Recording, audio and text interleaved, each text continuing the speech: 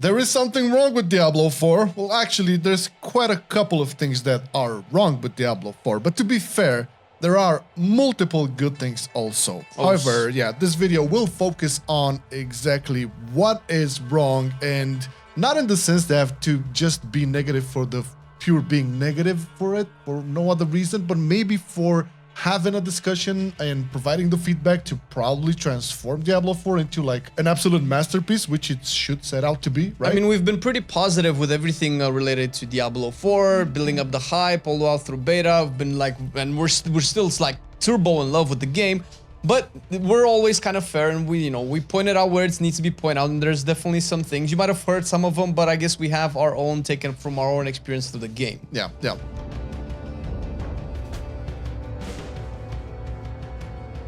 I'll start it off. So just playing lots of hours, I definitely have like concluded 100% the UI is shit.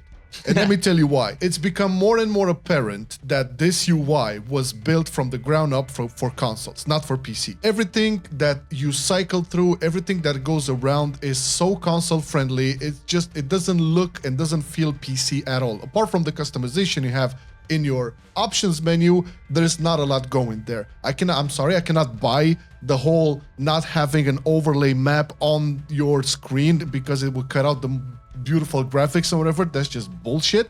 I don't buy that. The fact that you don't have search options like almost anywhere, it's so console related. The scrolling through the talent nodes, the scrolling through the map. Why can I not zoom out to the max the map? Oh yeah, this is console stuff, man. And this is if you look at other games that were built up, especially ARPGs or somewhere in that vicinity, you'll see this is like proper elements there. They build it from the ground up with console in mind first, PC after. This is what I feel. It definitely looks a lot more like the Diablo 2 Resurrected menu on the console rather than, let's say, the Diablo 2 Resurrected menu on the PC. Yeah. And to your point, still regarding the UI, one of my biggest concerns is the lack of options to filter, specifically for the map. I would like to see, because this has been a bother for me a lot, a way to filter dungeon names, dungeons by names. Search function. A search function would be great. Yeah, and also for aspects, right? We're playing like you're playing a barbarian, I'm playing a druid. I want to get my druid legendaries, or aspects rather, but I always have to go around the whole map, which also doesn't zoom out all the way. Yep, and I have to check each dungeon individually because they do have names that are very hard to remember. There's no like redeeming factor to remember the dungeons, which is fine. It definitely adds to, oh, this world is pretty big. We have all sorts of things, and I am all for that, but give me an option to filter them. There's like, they said it, there's over 100 dungeons. Like, how am I going to remember which ones are my druid dungeons if I have to do all of them on point? So that is definitely an option. And speaking of filters, we have to talk about the bags. This is not something necessarily new, and obviously you've heard it before as well, but the lack of option to, once again, filter or search the aspects in the bag kind of goes hand in hand with the map, not to mention the bags are just shit. Yeah, listen, a search button in a couple of key areas within the game would just solve a lot of problems and, let's say, lack of quality of life things that you normally have. Like, your example is, for most of the people, they go onto a different website, they look on a different interactive map, and they navigate that way. So what did they actually achieve with this? Well, I'm not looking at your game, I'm looking at a third-party website on that map to see exactly where I need to go to find my legendary, to find that dungeon, or to look up like the name of the aspect and so on. This is all solvable with a search function. I don't feel it's that hard to do, but then again, I'm not a developer, so yeah. Yeah, I think that's not gonna be that difficult, and definitely with the amount of options that we have all over the place, which is fine because you can go into like, oh, there's just so many things. But Diablo 4 is a modern game, and it is supposed to be cross-platform friendly, so obviously we're gonna have a lot of stuff at the end of the day, which I guess it's fine, but definitely have a way to search for it. And the bags just get full way too quick. We've had this experience in Diablo 3, which they've been pretty vocal, not on this issue particularly, but they've been pretty vocal at not wanting to do like the annoying things in Diablo 3. They didn't want them to translate it into Diablo 4 as well. One of the things is the bags. They're just way too small. You loot way too many things before you actually have to go and sell. And not to mention, selling and salvaging is very important, at least at the beginning parts of the game. So you don't really want to waste items. And gems are just like, I'm sorry, man. A gem is not as big as a halberd. You should have a separate tab for gems or separate backspace or whatever. I mean, everybody and their mom were talking about that aspect of the game. But all those aside, I have to address a little bit the feeling I have, because I did like the couple of nightmare dungeons, and I was a little bit disappointed because it did feel more like Diablo 3 than it felt, I don't know, like Diablo 2. I wasn't looking for Diablo 2 experience, but I was kind of disappointed that it's kind of the same old, same old. I think the base conclusion here, after like slowly getting towards what the game is, it's a very safe approach to in ARPGs. Like, they didn't wander off too much. They didn't want to upset anybody. They made every step within very, very safe. It just, so when I have like right now I have almost my full whirlwind build, it feels like a Diablo 3 whirlwind barbarian. And as much as that is fun for some people, I was looking for something else. Granted, the game starts slower at the beginning, but it slowly and surely transforms into a Diablo 3 endgame. If you look at like level 100 clips from people, you see again trillions of billions of damage on numbers on the screen. You see all of that once again as it was in D3, which was kind of a letdown for me at least. So. Oh yeah, for sure. That's also something that I wasn't particularly a fan of, because big numbers don't mean anything after a certain point. They even had to like squish them in Diablo 3 to put M's and B's for millions and billions, and that's just a little bit ridiculous because you kind of lose the grasp of reality when you're playing a game. I mean, obviously it's a fantasy game, but come on, man. I have 1000 HP and I do like 20k hits at my level right now, and there are people that are already in the millions, and they've said that they don't want those numbers, or billions even. They did say, yeah, this is the disappointing part, because they mentioned they don't want to repeat that shit. Well, what do you know? And the season hasn't even started. Like, where are we gonna be in like a year now? Because if you remember how the scaling in Diablo 3 Endgame started after Reaper of Souls, it was like, a couple of 100,000s at the beginning, and then you hit your first million, and now you're hitting trillions in Diablo 3 or whatever. It's just ridiculous. It's ridiculous that you lose grasp of what the number is when it is that high. And one of the things that was very fun leveling up at the early levels is that the numbers felt realistic. It's like, okay, I have 100 damage on this skill, that gives me 10% more damage, I do 110, great. Now of course there's a lot of multipliers, and basically that's ingrained in the game design. I don't know if that's ever going to be fixed, but at the end of the day, whether that is something that they expected or not, the end game scaling, the HP of the mobs and all of that, it's basically that that's the biggest thing I hate about the game. If it's one thing I purely don't like about Diablo 4, I can live with anything else, is the scaling. I never felt a sense of progression with my character. I never felt the sense of, oh my god, I got one item, this should be... There was only spikes within the game. It's like, okay, when you get your Paragon opened up, yeah, sure, you get a power spike. When you get that one legendary, you might feel it, but overall, I do not feel I'm getting stronger except for a couple of spikes. I would love to have a zone where I was initially leveling up to just go back there and stomp everybody. I don't feel I'm getting stronger as I'm investing a lot more time into it. This is one thing I totally don't like about Diablo 4. For sure. Scaling. This is something that they could probably easily resolve, probably not now, maybe in a future season, and keep the scaling difficulty related. And that sounds like we might end up having like 13 or 16 difficulties that we had in Diablo 3, or 18, I don't know how many there were. But the fact that I think Kriparian said this the best, like the fact that you kill the same bear slower at level 50 than at level 1 is ridiculous. Yes. And there are definitely a couple of problems with this. First of all, the scaling is an issue that even though the mobs scale with you, you loot items for 5 to 10 levels below you. That's silly. At least if you're going to scale the world, let me just loot the items for mine. I cannot tell you how much I'm still keeping the weapon that I've had 5 levels ago, and I keep getting weapons 10 levels lower. I cannot upgrade it because I'm not even getting, so I'm progressively getting weaker. We can talk about the fact that, you get a power spike once you get a skill. You don't get a power spike once you get a passive. I don't know how it is for you for your barbarian, but for my Paragon board is meh.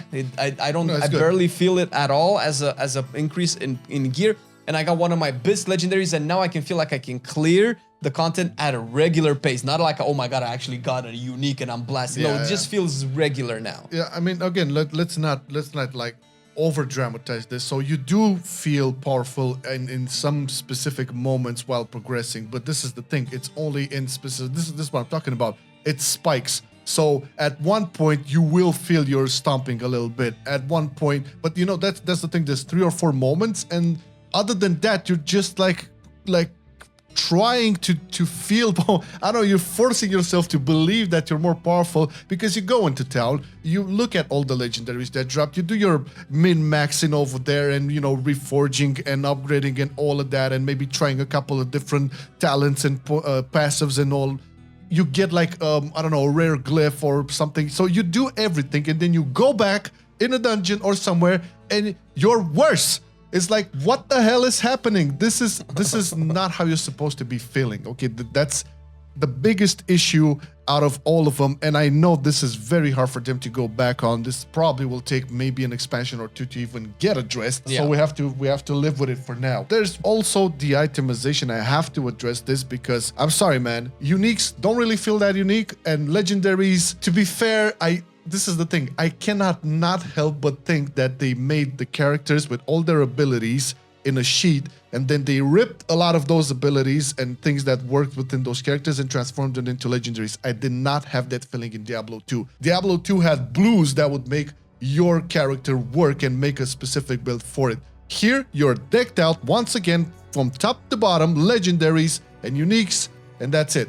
I just don't like that. I mean, I know that set items are not yet in. Probably, well, I know they were talking about adding set items in the future patch or future season or whatever. But the fact that you are decked out in all of your gear slots with legendaries just feels a bit, okay, what's the point? Yeah, you do use blues and yellows while leveling, but let me tell you, after level 40 something, you're probably gonna have all your slots with legendaries. Probably gonna have one or two rares, but after 50, that's guaranteed all legendaries across the board. And it just feels that whole having all those legendaries with different effects, and they don't feel that legendary to begin with because they just make your class or build work in some capacity. They don't give you like that, oh, whoa. I think that's a good point, because we're both, ironically enough, we're playing the classes that were deemed the weakest in beta, Barbarian and Druid, and the ones that were like quoted, oh, they're probably one of the strongest in the end game. I never was behind that mentality because it just sounds like the class is broken until you fix it with gear. I don't think that's a good concept for an RPG or an ARPG or of any kind.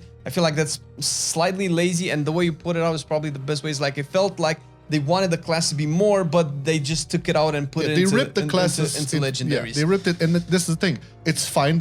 All ARPGs are probably designed in that way to some capacity. Just you don't have to have the player feel that. This is what I'm saying. In Diablo 2, I never felt that. In Diablo 4, I'm feeling that. This is the thing, right?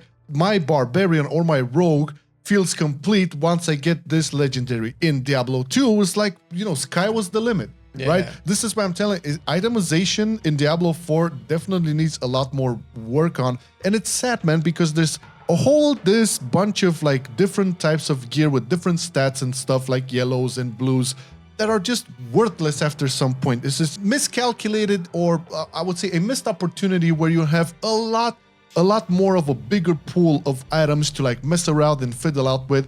And again, I'm cycling back to Diablo 3. As much as I like Diablo 3, I never loved the fact that you were cramped into a build and that's it, baby. Sure, Diablo 4 offers different builds for, you know, different specs and different legendaries and different talent builds, sure. But I would love to have that, like, not based purely on items. One thing that I did not like about Diablo 3 is like when they took the decision to scale all of your damage through your weapon damage. That was never a thing in Diablo 2. This is why in Diablo 2 you had a lot of like blue items that would work off, because they would give specific abilities to a class which won't have access to that, as opposed to just searching for the biggest weapon, like that had the biggest damage, and all of your abilities are scaling off of that number that is on your weapon. That's just bad design, in my opinion. Yeah, and I think they knew this, and I believe, I don't know in what interview they said it, they mentioned that blues have more armor, for instance, because pretty much all of the armor upgrades that I get are from blues, but blues are essentially materials. They're just raw materials, or gold. Yeah. They might not as even be items, period. They could obviously solve this in, likely in a season, maybe season 2 or whatever, where they give blues specific stats that no other item has. But right now, those stats are just more armor. Probably blues have more armor than yellows, but I mean, who cares if yellows give you more damage to vulnerable targets? No, this is so easy. So again, it's hard for us because we're like super Diablo fans. It's hard not to compare. But listen, it's as easy as putting a druid skill on a yellow item, and that yellow item can be used by a barbarian, and he would have access to that. Like in Diablo 2, you have barbarians who would be able to transform into werewolves. because they had that one ability. I find that so cool. You know, you had all the classes would be able to teleport because of that staff would teleport on. That's how you would make an like seemingly insignificant blue or yellow item very interesting to make a build around. At any point, give us a reason to use blues instead of just having to salvage them or sell them for gold, because they just feel like dead space, and that even compounds even more into the bag issue, where the bag is just filled all the time and you have to like cycle individually through the items. And one other thing, maybe to kind of close it off with the items, there's something in particular that I don't know how you have it, but for Druid, all of the builds and playstyles are super different from each other. Like it's hard to mix a caster build with a werewolf build or a werebear build unless you have like a legendary that says, oh, this werewolf ability does caster damage. But outside of that, I have my bags with 4 different types of legendaries that work for 4 different types of druids, and each different style of playstyle has about 50 to 100 legendaries, and having to cycle through that is just mind-numbingly difficult, not to mention that legendaries drop with a range of their stats between 1 and what you would like it. And if you want to break it down for aspects, you would like to get the best one. So there's just way too much stuff to go through, way too much information, not an easily accessible way to find that one that I want. I want the attack speed on basic skills to be the highest possible, but I have like 3 of them ready to use. Which one am I disenchanting? Is just a little bit too much, and it's hard to find them in the bags. That's basically my point. Yeah, so we're getting back to that search option once again, because of that, because the game is built that way. No, but again, I would be totally fine with all of this if scaling would not exist in the way that it is in Diablo 4. Yeah. I would be okay with everything within Diablo 4 if scaling was fixed. So that's my whole gripe. To be honest, in terms of like leveling up, I found it pretty fine. Didn't really have much to complain there. I think it was one of the best, if not the best, leveling experiences in the Diablo game for sure. And granted, that is due to the story. Yeah, the story was dragged on for a couple of acts, but overall, it is like the most, I would say, mature story that we've had in Diablo. I think it does lay the foundation for a bigger and more expanded universe, and we'll probably get to Diablo 2. I've seen a lot of people complaining that where's Diablo in a Diablo game. I feel they didn't do justice to Inarius in the story. I would have preferred a much more present. We talked about this off camera as well. I would prefer his presence to be also at least as much as Lilith, although Lilith was built up to be the antagonist of this iteration. But again, it did make you wonder. It's like, okay, was she really the villain? Was her motives? This is an interesting character, right? So if you start to wonder, is she really bad? Do we need to... there was a gray area in terms of her character that wasn't properly explored, which made me think that when we actually kill Lilith, spoiler alert, by the way, you should probably finish the story by now, there was more to it. It's like, okay, she cannot really be dead. Demons don't really die, but pretty much everybody said, oh, she's gone now, and she turned to ash like no other. I mean, we know. It's the other primevals, and whenever you kill them, they kind of had like a different death animation, although that could just be a little bit too much of a reach. Maybe that's just how it is now, and that's fair enough. One thing that I wanted to say is that by looking at the cinematics and how the game hyped it up, I was pretty much expecting to fight alongside Inarius in Hell. Seeing Inarius on top of the big Church of Light army and going into battle, I was like, oh, all right, we're going with Inarius into battle, but we just come in after all the action is done and everybody's dead, pretty much. So, okay, I get the concept of we're cleaning up the aftermath. We're actually finishing the cleanup boys. Yeah, but to be honest, you show us big armies fighting, and they've been showing this to us since Diablo 3, and that is an aspect of a Diablo game that we haven't had yet. It was always us, the champion, going through the mud to get to the end boss, which I think it's fine. I don't necessarily want to be a part of a war, but they keep hyping up this eternal conflict, angels versus demons. But when are we actually going to be a part of it? We're just always after the fact. So maybe that's okay because NPCs can influence the story in their own way, and we're just, kind of finishing off. Maybe gives more agency to the player that way. But it is something that they kind of hyped, and I was kind of hoping that we would see that. Yeah, it was a bit disappointing. Yeah, definitely would have made for an epic moment if you were to like be in the action with Inarius and all of the army of the Cathedral of Light, sure, but that would just burn all PCs altogether. I cannot tell you how much that last act gave me like a lot of anxiety because there was some glitching around. Yeah, we can talk about the glitches and the problems. Listen, that is not acceptable. Yeah, I'm sorry. I don't think so either. So this is the thing, right? You had one closed beta or 2 closed betas. There was 1 closed beta, there was 1 open beta, there was a server stress, and there was another beta last year, which I was in as well. You had all of these betas, plus the friends and family, plus the giving out to creators and reviewers. So you had a lot of testing prior to this. It is fucking unacceptable to lag out and die. It happened to me multiple times. Just the game would freeze, and then I would wind up somewhere in a different part of the room dead. And this is not a nice experience. Not after all of the testing, not after all of the hype, all of the money that's been poured into this game and the money this game has generated. Fastest selling PC game for Blizzard like ever. It is not acceptable. And to this day, there's still that annoying shit where you want to get out of a town and you get that horse stuttering and shit. It doesn't go. God. This is unacceptable, man. We have to address this. Because you want to be immersed in the world. You want to, feel. You want to get. They talk about lose yourself. It's a big world. You got to immerse yourself. Bullshit. I cannot immerse myself if I'm dying after 2 seconds of my freeze being locked because of some stupid lag or my... The 1 or 2 second rollback where you're back at the place where you started. Yeah, and this is probably maybe the most evidence in Hell Tides, where everything is like pretty high paced, at least at the beginning parts of you leveling through the end game, where things can just kill you in like 2 seconds, not being able to react properly, whilst the game is getting more fast paced and more reaction based. It feels a little bit counterintuitive, and it definitely it reverberates through a lot, and it kind of is like, wait a minute.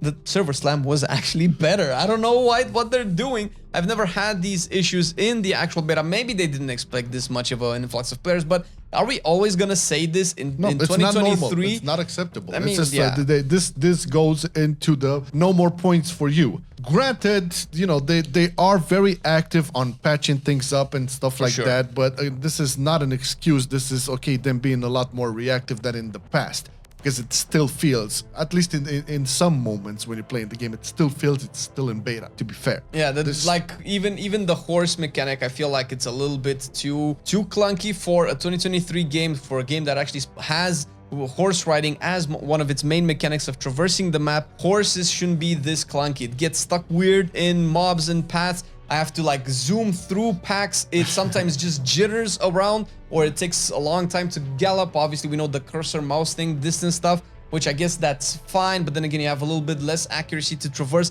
the little stumps of wood that stop your horse dead in its tracks. I mean, you never seen a horse being scared of a little block of wood, have you? This is something that, you're talking about immersion once again. You cannot get immersed when you have a lot of, and these things are not rare. This is pretty prominent within the game. Okay. So, just to wrap it up, listen, the game is mega addictive. It's mega fun. We cannot put it down. We're talking about these negatives because there are a lot of things wrong with Diablo 4, and we're doing this in the hopes that a lot more voices are being raised and addressing these, and hopefully Blizzard takes note and make the game better by addressing a lot of these complaints, because I don't think we're the only ones complaining about these things. We're not pointing out the obvious or whatever, but the game is like too fun and it's too good in its essence and its concept to not be, roasted for the bad things it has. Okay, yeah, it's only fair. They're doing a lot of good stuff, and we've been praising the good stuff, so it's only fair to kind of point it out, because some of them feel like, okay, when are they gonna learn this lesson? Are we always gonna have this? Because there are examples out there that don't have these issues. Yeah, exactly. So let us know your thoughts in the comments. What has been your experience so far with Diablo 4? Are you experiencing what we're experiencing? Do you agree what we say, or do you have even more complaints? Throw them out in the comments. And once again, with the purpose of being constructive, helping out, making this game and franchise we love become even better. Thank you for watching the video. Remember to click that subscribe and notification so you don't miss out on any video we post here on Diablo Forever. Thank you for watching, and we'll see you in the next one. Bye!